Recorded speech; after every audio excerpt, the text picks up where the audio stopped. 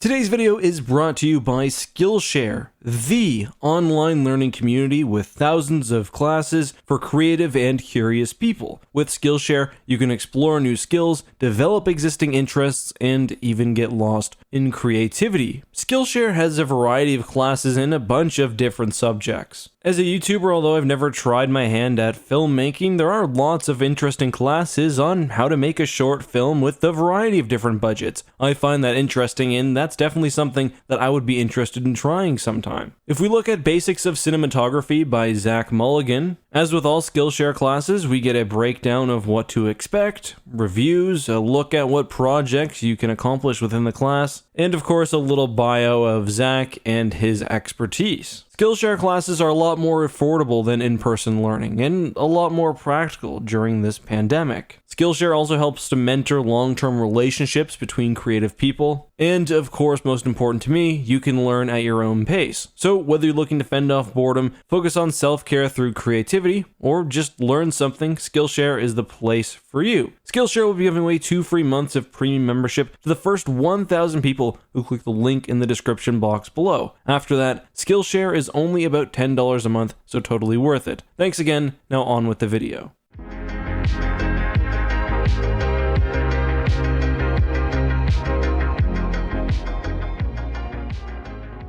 Hey guys, this is EckhartsLadder. Hello and welcome to another video. So Star Wars Squadrons comes out on Friday, and I'll be covering the game extensively over on my second channel X2 with both videos and streams, and I also plan to put at least a review video together for this channel. Maybe also a stream, I don't know, let me know what interests you down in the comments, but anyway, I'm talking about Squadrons because the topic and the genesis for today's video actually comes from the recent Star Wars Squadrons CG short, which was called Hunted. Now, as you may have seen, well, Hunted was an amazing short, as I said. It did have a few small issues that nitpickers like myself noticed. First of all, we have this random rebel ship in the background here. It almost looks like a thick MC-80 Liberty type. It is, however, in fact, an MC-95E, one of the new Mon Calamari capital ships made for the Rise of Skywalker. Given the fact that this battle is meant to take place before the Battle of Jakku, it's pretty surprising that the New Republic has made the MC-95 by this point. They've maybe skipped 85 and went straight to 95,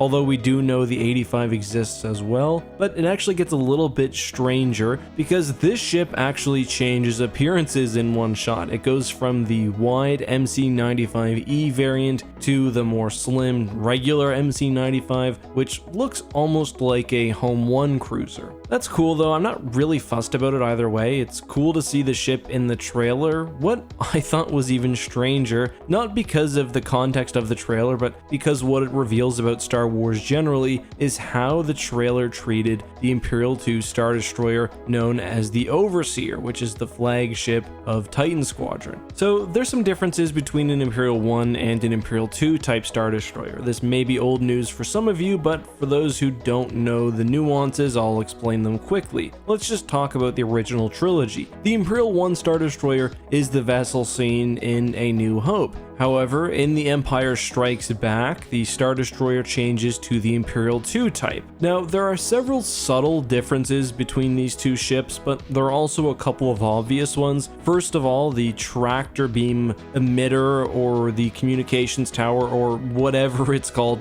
at the top of the ship's superstructure is radically different. On the ISD-1, it's got sort of a crisscross structure and is higher than the shield bulbs, while on the Imperial 2, it's sort of squared off and shorter. If you look at the Star Wars Squadrons trailer, the Overseer is meant to be an Imperial 2 class, and within the game, it's fully an Imperial 2. However, the short uses an ISD-1 model, albeit one modified to ape an ISD-2. The guns are obvious. Instead of having the large octuple barbettes, you can see the double turbo lasers, but they're very, very hard to see. What's more obvious is the fact that instead of modeling a new tower, they sort of just squished down the ISD-1 style top. This is really hard to notice if you're not paying attention, but the struts aren't parallel, and it's kind of a giveaway, and the top itself is also different. I'm not going to explain it more than that. If you want to go into the detail, you can, but I won't waste your time if you don't see it. Just believe me on the point. Why does it use the ISD-1 model? Well, because ILM hasn't actually bothered to make an ISD-2. They made an ISD-1 first for Rogue One, it's been used for Solo, and most notably, I think, in The Rise of Skywalker. Despite the ISD-1 being a more obscure design for the ship, The Rise of Skywalker uses it as the base for the Zeiston, most likely because the team over at ILM seemed to be under a really extreme time crunch, and that's all they could put together. The asset was already there, so they just went with it. To me, I think this is kind of a crappy situation because it shows that creativity is pretty dependent on time and resources. Now, obviously that has to be true always, but the degree to which designs are being changed to match what's already been made is maybe a little bit troubling. And speaking of the Battle of Exegol, we know that in this case, ILM just really wanted to make a super big space battle, so they went into the archives, pulled out every digital model they had, and that's why you see like dozens of versions of Han's freighter from The Force Awakens. It's kind of an inelegant solution in my opinion. I wish they would have just focused on the new ships like the MC-95 line. But just generally, Star Wars has sort of been leaning on the creativity from Rogue One and the sheer work put into design pretty heavily. The MC-75 is like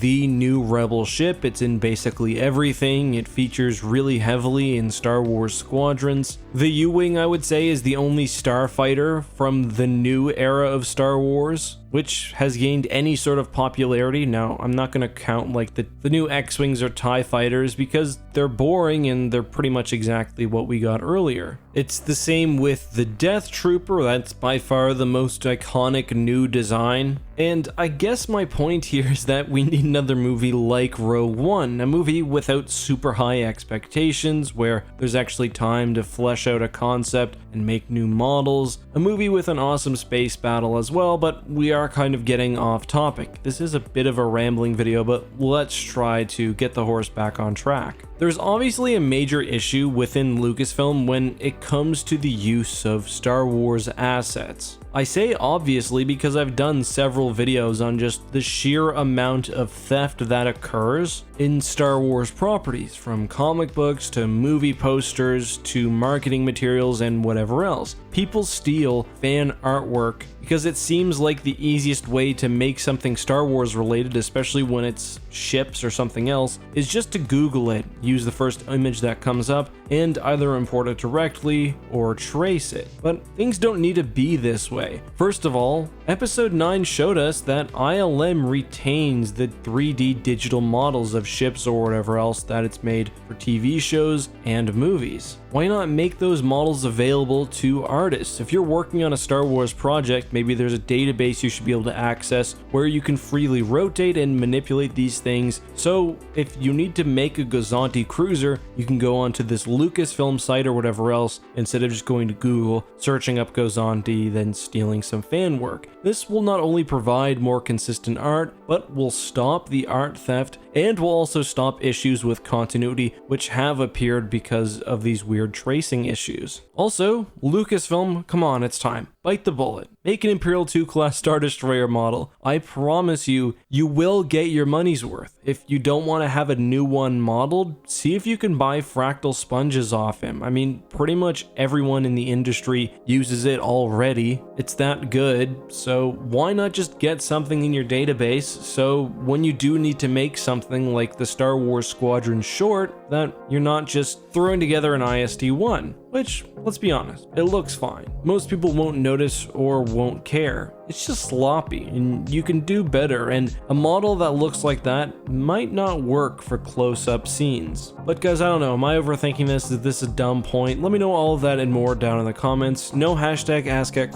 for today, but leave a question down below and I'll get to it as soon as possible. Until next time guys, please be safe, and as always, may the Force be with you.